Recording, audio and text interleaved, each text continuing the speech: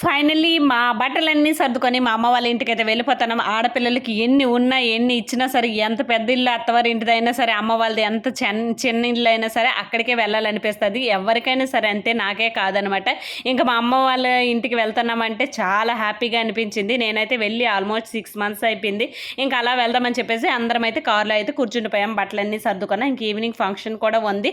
దానికైతే అటెండ్ అవ్వాలని చెప్పేసి తొందరగా బయలుదేరదాం అనుకున్నప్పటికీ టైం అయితే అలా అయిపోయిందనమాట. ఎండలు అయితే చాలా ఎక్కువగా ఉన్నాయి. పైగా మా హస్బెండ్ అయితే మొదటిసారి కార్ ఇంకా డ్రైవ్ చేసుకొని వెళ్ళడం, చల్లగా అయ్యేసరికి మా పిల్లలు ఇద్దరు పడుకున్నారనమాట. అలా ఒక దగ్గర ఆపి ఇంక చెరుకు రసం అవి తాగి ఈవినింగ్ అయితే పెళ్ళికి అటెండ్ అయిపోయాము. 8 o'clock అయితే మ్యారేజ్కి అటెండ్ అయ్యాము. చాలా హ్యాపీగా అనిపించింది. ఇన్ని డేస్ తర్వాత ఇంతమందిని కలిశాను. ఎందుకంటే ఒక్కదాన్ని ఇంట్లో ఉండిపోవడం, అది కూడా వేరే భాష, మన భాష వాళ్ళు కూడా ఇక్కడ లేకపోవడం వల్ల ఇన్ని డేస్ తర్వాత అందరి ముందు చాలా చాలా సంతోషంగా అనిపించింది.